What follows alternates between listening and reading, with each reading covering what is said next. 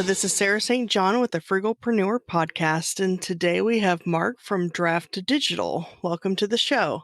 It's great to be here, Sarah. Thanks so much. Can you tell the listeners a little bit about Draft2Digital and how you help self-published authors and how you got started? Sure. One of the ways I like to describe it is because a lot of authors have heard about Smashwords because they were the first one on the scene. So a lot of ways we kind of say, well, very much like Smashwords, but with an up-to-date, cleaner interface and really great free tools. There's no meat grinder. What we do is it's a free tool that allows authors the ability to take a Word document and get it converted into EPUB and Mobi formats. So EPUB is the standard for the rest of the world, and Mobi is the EPUB that Kindle uses. And you can either use Draft2Digital for distribution, or you can just use it for conversion, download it, and then go take it away. It's yours. There are no strings attached. If you use Draft2Digital for conversion, you can choose to use them for one or multiple players. And so you can publish to all the other platforms. You can get to Kindle, you can get to Nook, you can get to Apple Books, you can get to Kobo, and you can get to library systems. I should say there are some smaller retailers that aren't as well known in the US, for example, like Tolino, but they are big in Germany. But the library systems are huge. So Overdrive, Baker and Taylor, Biblioteca, and places like that. So you can use Draft2Digital for distribution as well. It's completely up to you how you do it, where you want to distribute to. And the tools are free. And the way that, just to be transparent, the way that Draft2Digital makes money is they keep 10% of what you would make had you gone directly. So you can go direct to most of these platforms. And, if you go direct to Kindle, for example, and your book's priced between $2.99 and $9.99, you get 70%. Or if you go through Draft2Digital, you're basically getting 60% because Draft2Digital shaves 10% off, gives you the 60. And that's where Draft2Digital makes money. And so a lot of people will decide between the convenience of push one button and publish everywhere to save time, or wanting direct control and direct access. So you can't do Amazon ads, for example, if you're not publishing directly. Kobo has its own self-publishing platform, and they're very particular about wanting to only give promotions, or the majority of the promotions, to directly published authors. And so there's reasons you may want to do that, but there's other reasons why it can be convenient for basically your publishing empire. Is the larger it gets, just having one or two books is relatively easy for you to go in and manage things. But if you're trying to manage multiple promotion and you have to log into 6 different places or 7 different places, sometimes the time factor can be confusing. Draft2Digital, for example, has a built-in price change tool. So you can set price changes in advance and schedule them. So you don't have to be sitting there. Like, for example, direct with Amazon, you have to sit there at close to midnight the day before your promo or whatever and push the button and hope that it gets down right in time. And then you have to go back in and change it when you wanted to go back to regular price. Whereas with Draft2Digital, has an account with all of these places, just like a publisher does, so the metadata can be sent in advance. And I think one of the other things why people may want to choose to use a distribution platform like Draft2Digital is those publishing empires. Those as you have more and more titles and you want to spend more time writing, a lot of people will hire virtual assistants to take care of parts of their business. Now, you have to give them a login. And often if you give them your login to a platform, they can have access your banking information and your tax information and your sales. And maybe you only want them to access your metadata and update and do price changes or upload titles for you. And so Draft2Digital has account sharing that allows you to have a master account that has control of everything. And then you can assign people roles, as in they can only have access to update metadata, or they can only see sales data. So let's say you're having someone who's doing sales tracking for you, or maybe you have a literary agent that just needs to have access to your sales because they're going to use that to try and get you a deal on a split right property that you have, for example. So those are some of the reasons why other people may use an aggregator like Draft2Digital, just for the security that it gives them. Oh, that's interesting. I didn't realize that you could assign someone to just have access to certain parts of it. I actually have a couple books right now. I'm going to be having a third one here pretty soon, but that's distributed through Draft2Digital.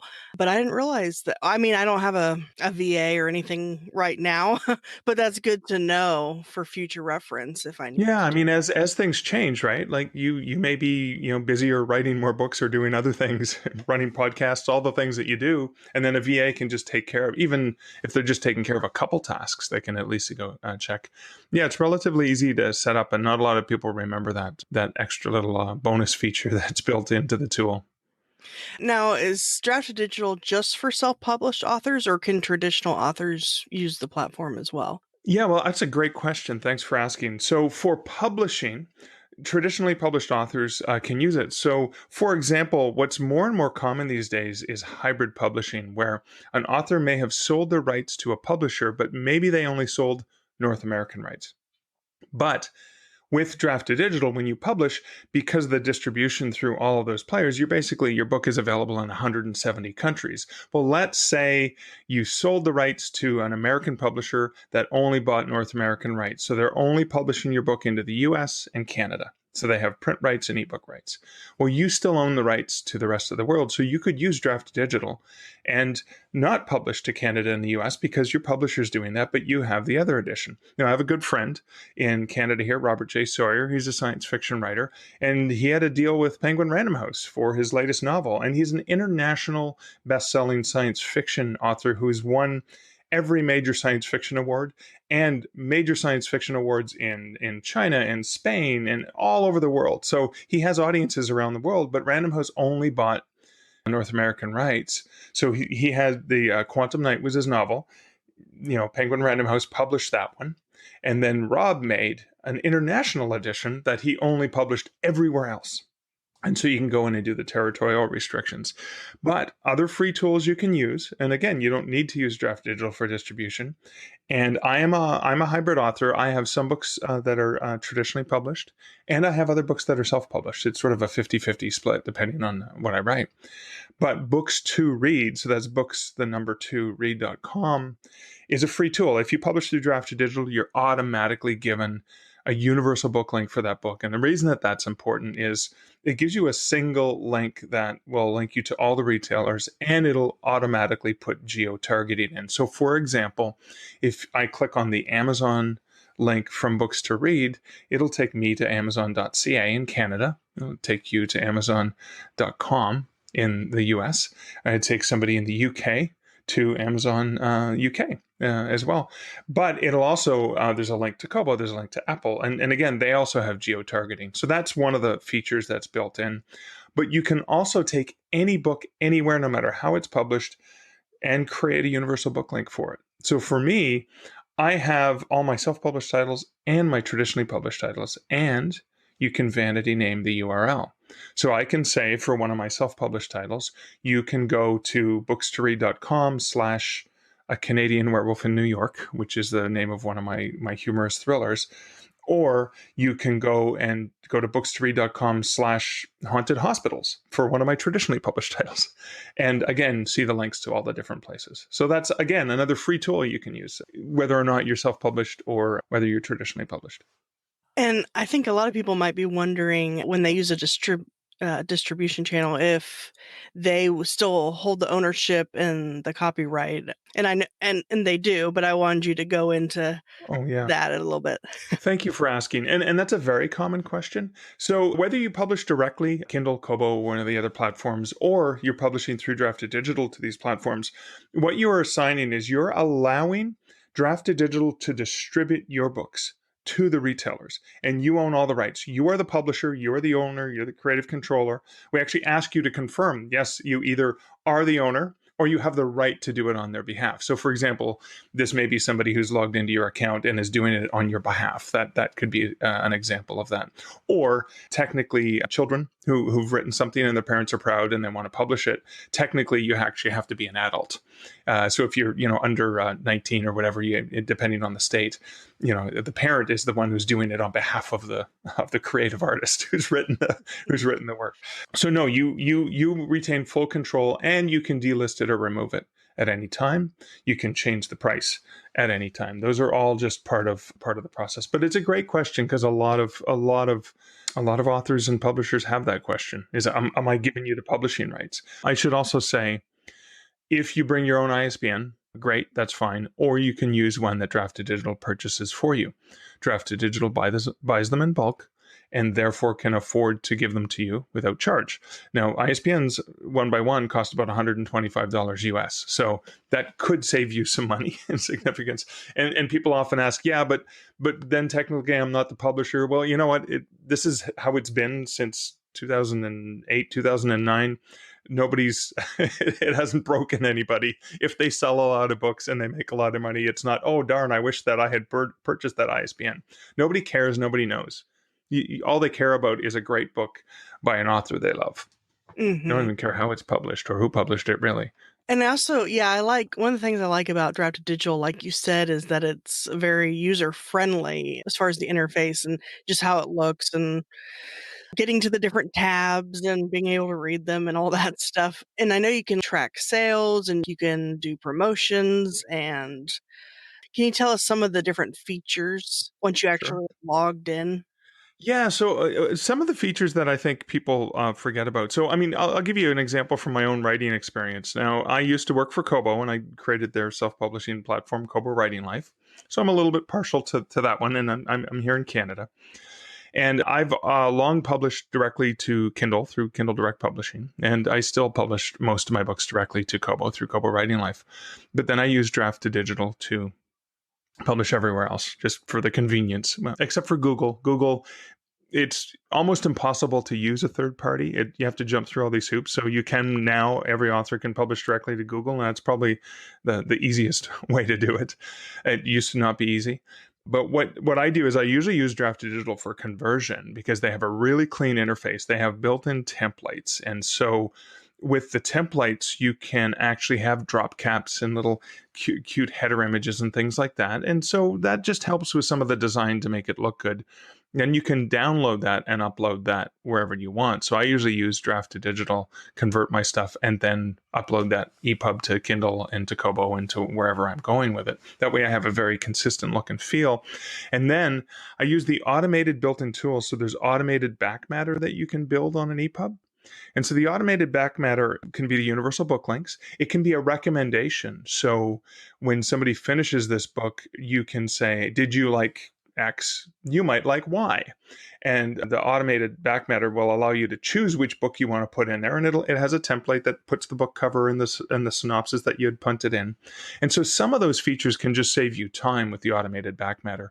Every time you update your book, it's automatically going to send that. Now, in that back matter, Draft2Digital sends a file to Kindle. It sends only the Kindle links, and it sends it to Apple. It sends only the Apple links.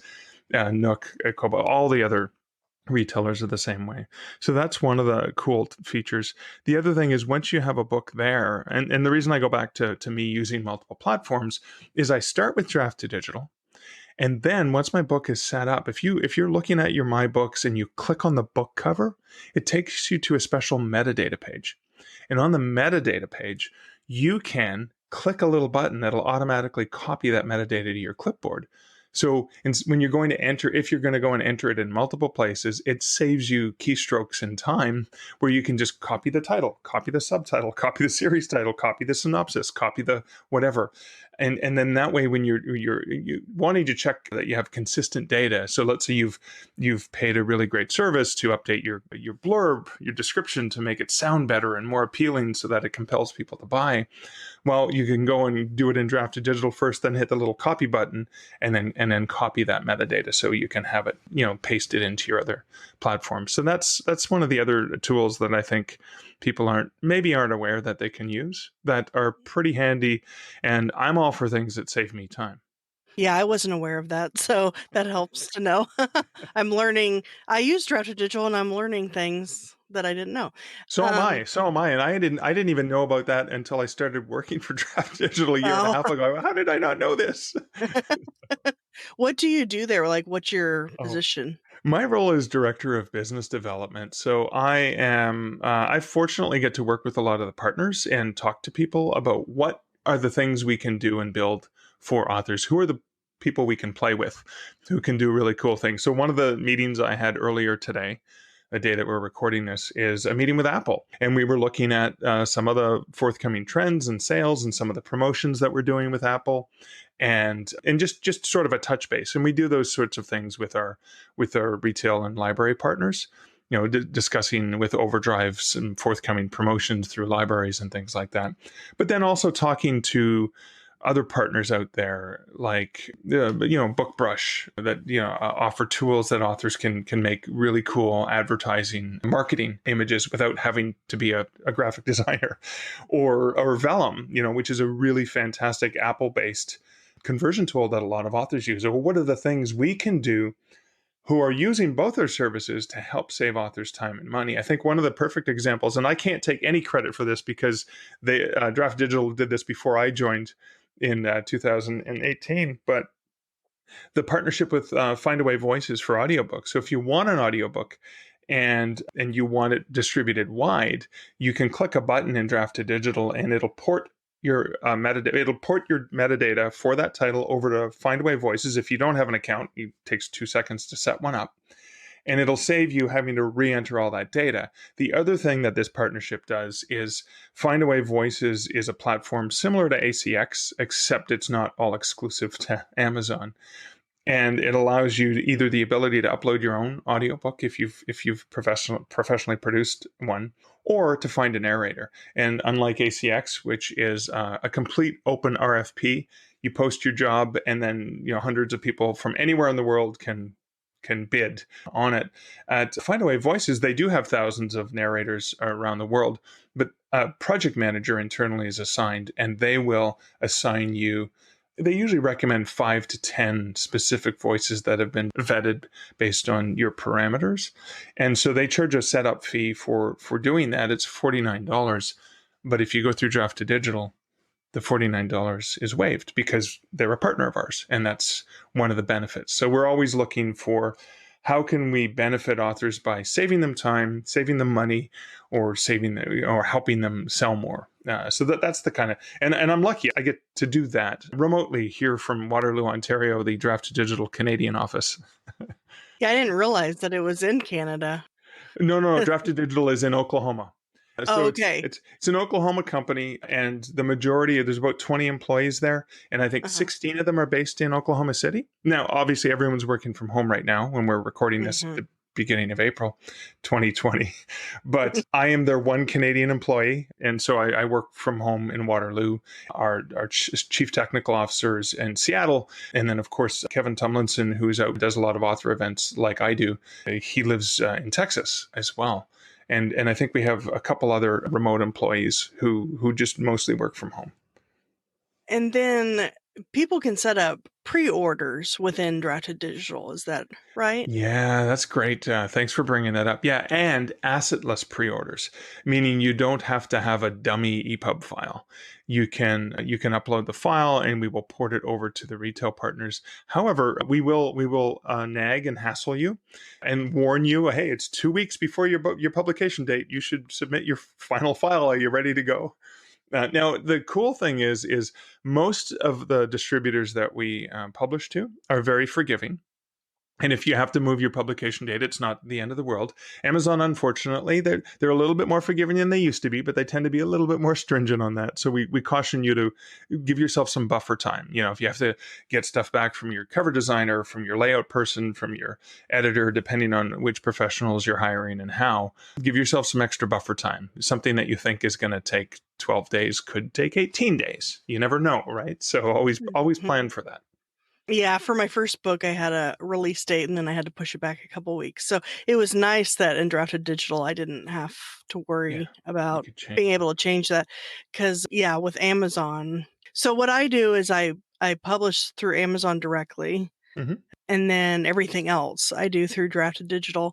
So Excellent. fortunately, I hadn't set up, what was the situation there? I hadn't set up a pre-order, I think, in Amazon because I think I had read about that. And I Probably was you glad played I it safe. hadn't. Yeah, Yeah. you're going to wait until just a couple weeks out. Now, and this is an important factor for authors who are interested in selling beyond just the world's biggest bookstore, like outside of the U.S. and the U.K. and in Canada and Australia and throughout Europe, is retailers like Kobo and Apple. And that's one of the other things that we were talking about with Apple is they're constantly looking 6 to 12 weeks into the future at forthcoming releases, because a lot of they actually have staff. They have at Kobo and Apple. They have merchandisers, people who are booksellers at the company who are looking at books the same way that an independent bookstore or a chain bookstore will be looking at book catalogs and planning features for May and June and July. And so, for example, right now through Draft2Digital, we're soliciting titles for feel good reads for an Apple promo, and they're just looking for books that are feel goods. So they have to have a happy ending. They're mostly looking for sweet romance and happy ending literary or fiction or contemporary fiction titles and cozy mysteries. They don't want things too suspenseful or terrifying. They want the ones that just make you feel warm and cozy.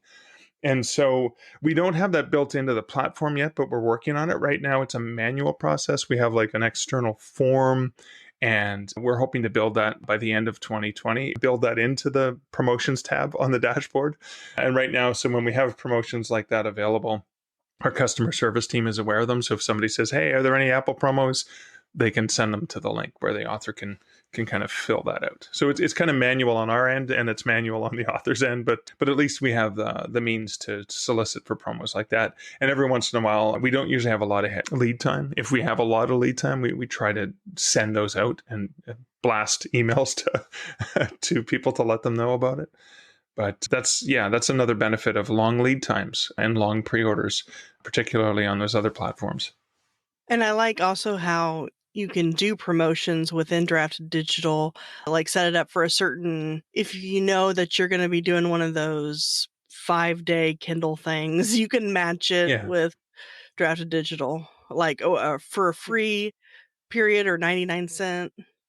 Oh yeah, for sure. Like the countdown, you can do that and you can set it up and stagger it. So for example, I'm working with a friend right now that has a book club coming up, and the price change. So publishing direct to Amazon and publishing everywhere else through Draft Digital, and so the price change. You have to log in at Amazon the day of the promo or the day before, make the price change, and then make sure you put in your calendar to go back and change it after the 5 days is over or whatever you're doing it. But I love on Draft2Digital, I just, because again, I have an account where I can have access to go and change a price for them. I can just log in, set a promotion, say, okay, start on the 6th and end on the 14th. We're done. I don't have to Right? worry about. I don't have to worry about it. Draft Digital's taking care of that, so it gives me peace of mind. But I was like, whoops, no, on the 15th, the day the promo's over, I have to go log on to Amazon and change the price. So that again Right. saves time and anxiety. And I also like how with Draft Digital, it's so easy to make changes. Like if you're updating a book, you can just re-upload it. If you have a new cover, you can just re-upload it. If you need to delist it for a little bit so that you can use the Amazon, like say you enroll in Amazon's Kindle and yeah, Unlimited, yeah, KDP KDP Select. Select, the different things that you can do, unlist and then relist and change covers and update the book or change the pricing, just anything really. It lets you do it.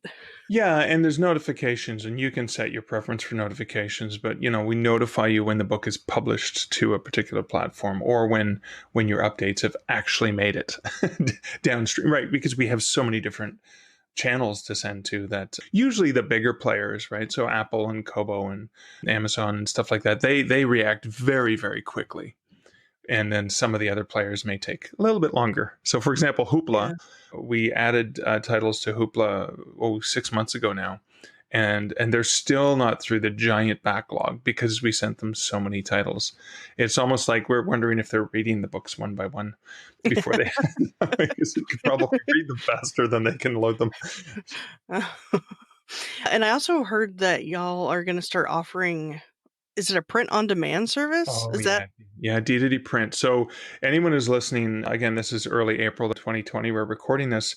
So D print has been in beta for a long, long time, and we have a partner through IPG, so Independent Publishers Group. They are a major distributor for independent publishers in the U.S. So actual small press publishers, thousands of them.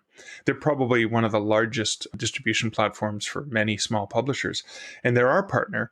And they also have print on demand facilities, but then they also partner with Ingram, the world's largest wholesaler.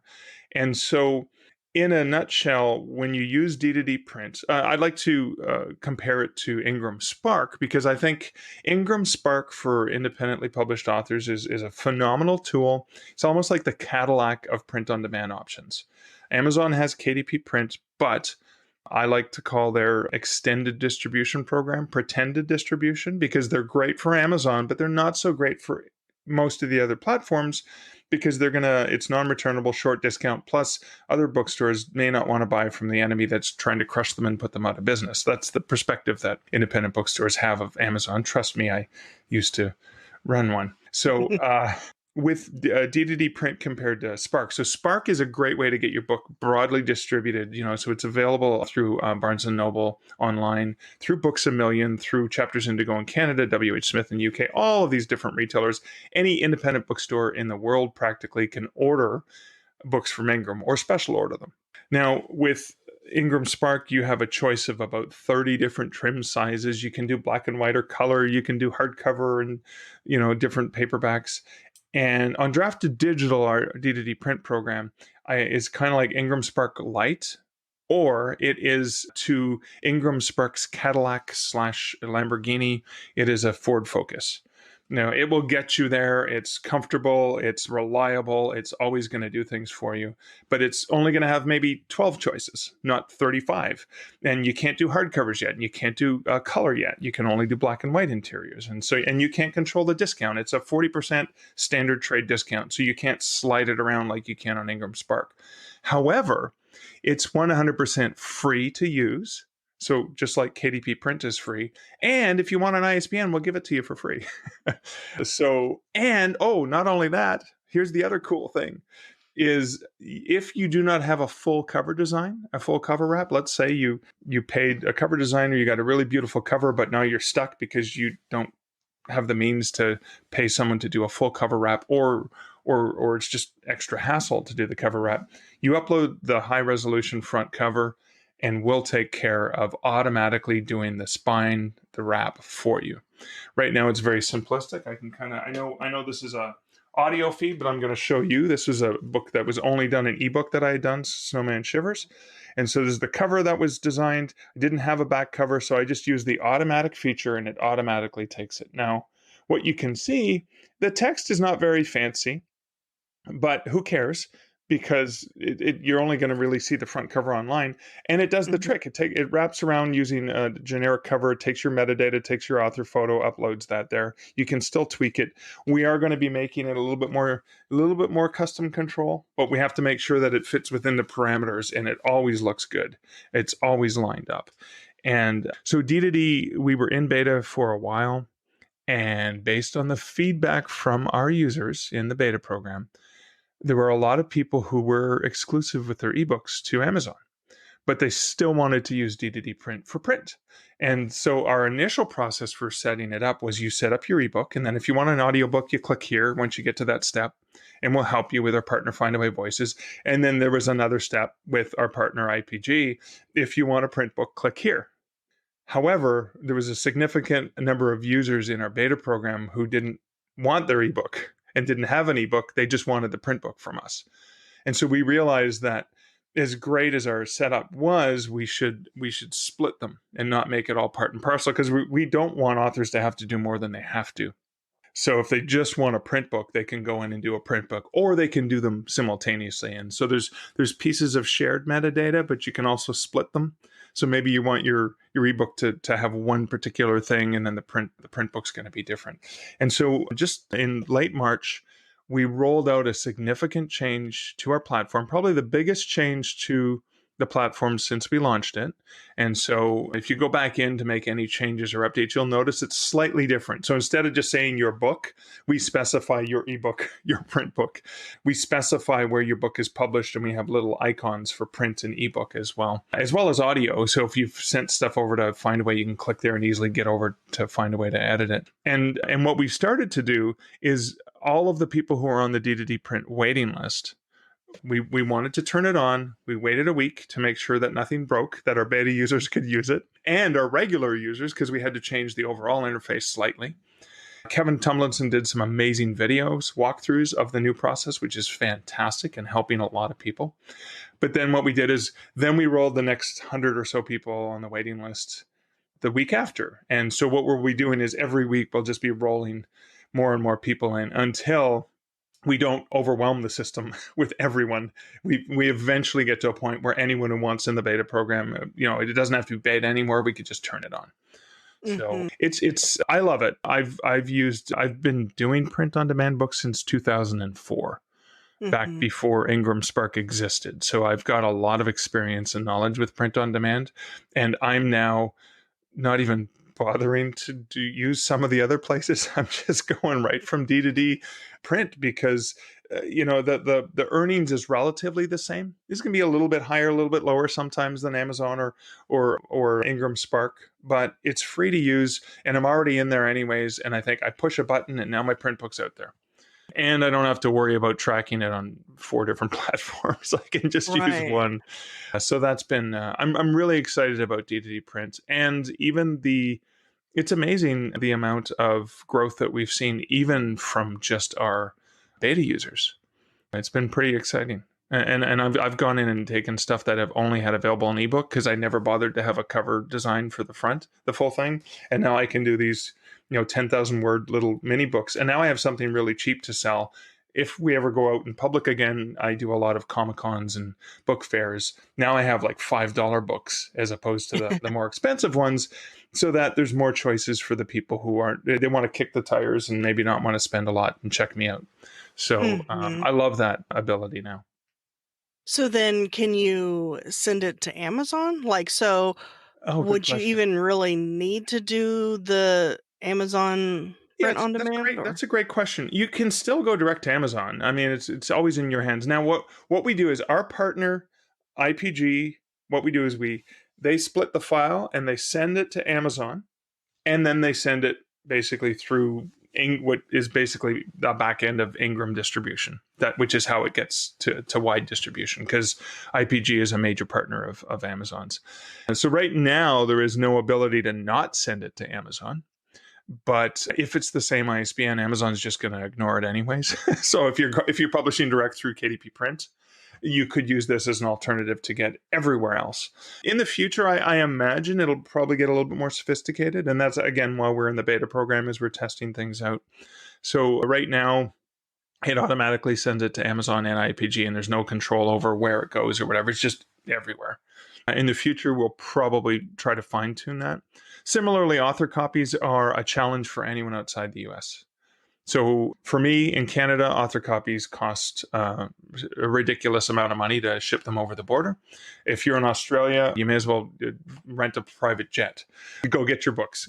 It's ridiculous. So what we are looking at is exploring ways we can find ways to get author copies for people outside of the US. I think IPG can handle author copies relatively well internally in the US, but outside the US not so much. So that's, again, one of the tasks I've been challenged with is trying to find partners who can turn things around in a sufficient way.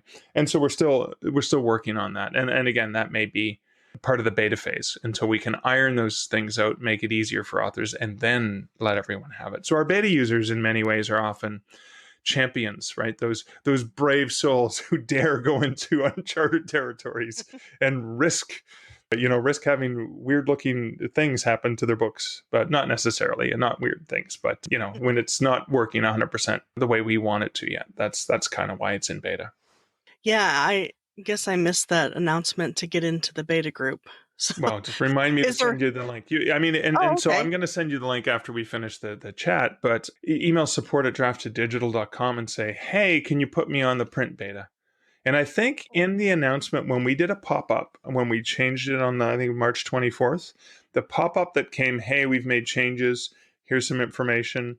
Oh, click here if you want to be in the print beta. So we showed it to everyone.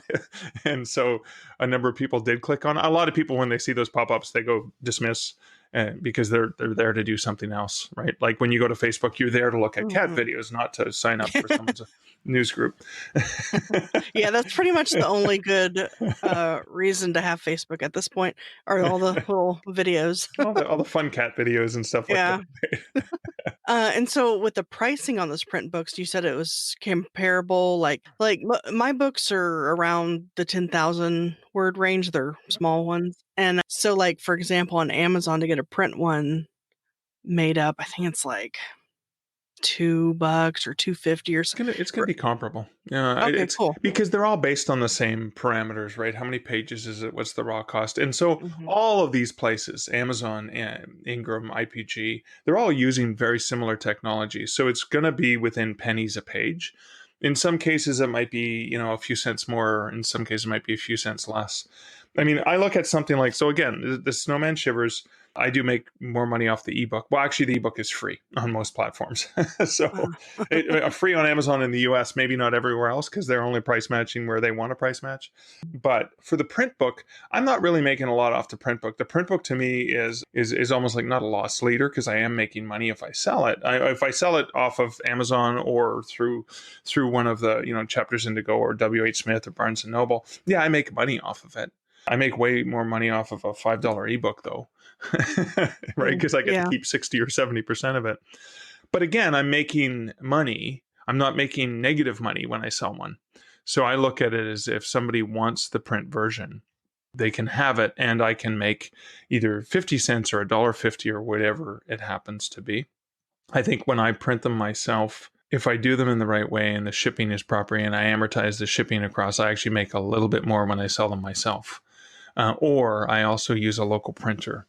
And so I don't have to pay for shipping. And my local printer costs me more per unit, but I don't have to pay shipping.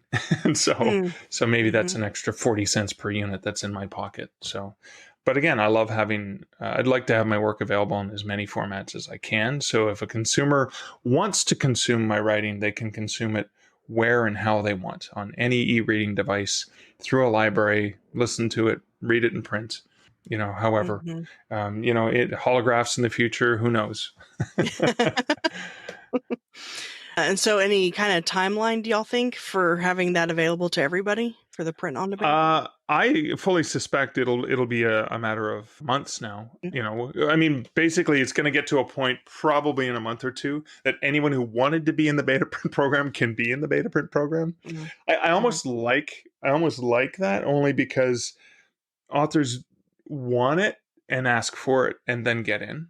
And so they know that they want it. It's almost like, and it's the model when you think about books that are free. Oh, I got this book and so it's free. So I downloaded it to my Kindle, but I never opened it because it cost me nothing and I forgot about it. Well, if I paid 99 cents, at least I put some energy into it. Therefore, I might actually use it. I might actually read it.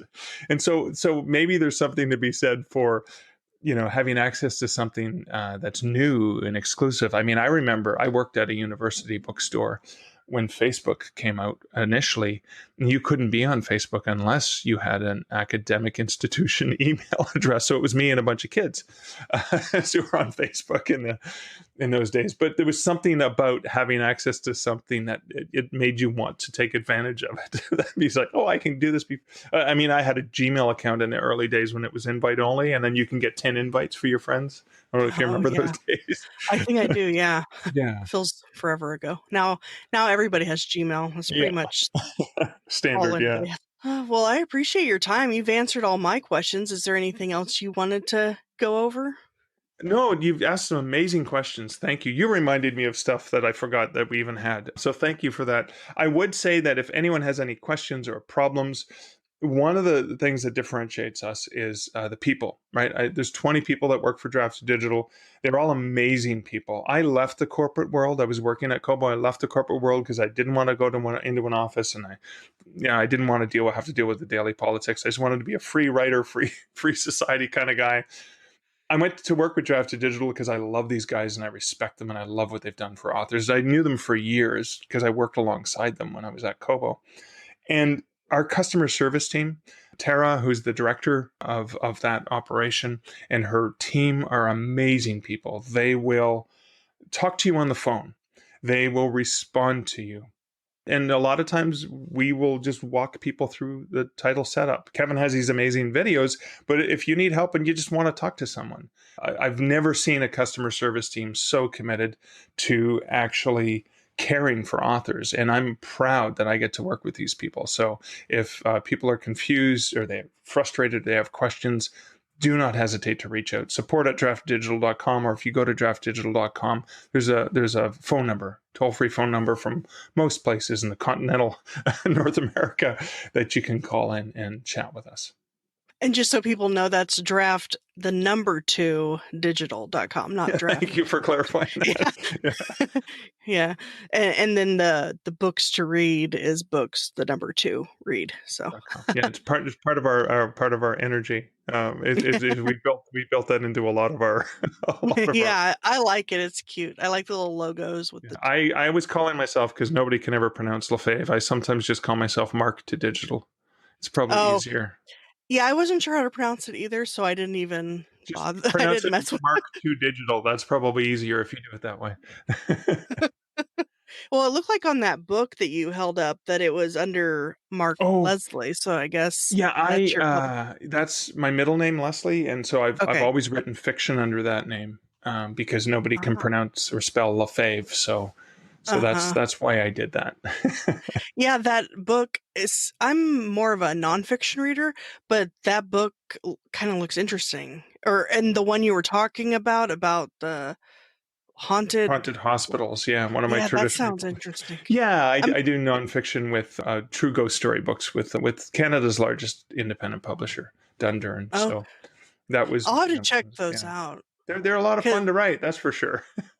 my favorite movie genre is horror, so And if you're a that book nerd, Tomes of Terror, I'm partial to, because it's haunted bookstores and libraries. That was wow. one of my favorite. And again, most of mine are Canadian content, but the hospitals and the haunted bookstores and libraries is 30% Canadian, 30% American, 30% rest of the world. Speaking of haunted and bookstores, it reminds me, about a decade ago, I was in San Diego and I went into a Borders back when they existed. Yep, they're And now I, ghosts. yeah, yeah, really. And I needed to use the bathroom and I think you had to buy something anyway, I forget. Somehow I had to get one of those key things to be able to use the Okay, bathroom. yeah, a So I skeleton go, key, perhaps. yeah. I'm gonna have to add some sound effects to this, like the Yeah. but so I was in the bathroom and I could have I could swear that and this was before automatic sinks or whatever. It was like a real sink, where you'd Yeah, yeah. turn the handle and it turned on by itself Ooh, while I was in there. oh And man. and I think some other weird things happened, like the lights went off. I don't know. It See, was I weird. wish I'd known about that for my haunted bookstore book. That would have been a good one. Yeah. It's the ghost that wanted you to wash your hands. Which is really applicable right now, Yep, especially. it was a prophecy. Well, I've had fun with this interview, and thanks so much for your time. And I'm going to check your books out as well. So, Well, you can always start with bookstoread.com/haunted hospitals. Click on my name, and it'll show you all my books at all the retailers. Or oh, isn't that a great tool that Draft2Digital makes available for authors? it is. It's one of my favorites. Thanks, Sarah.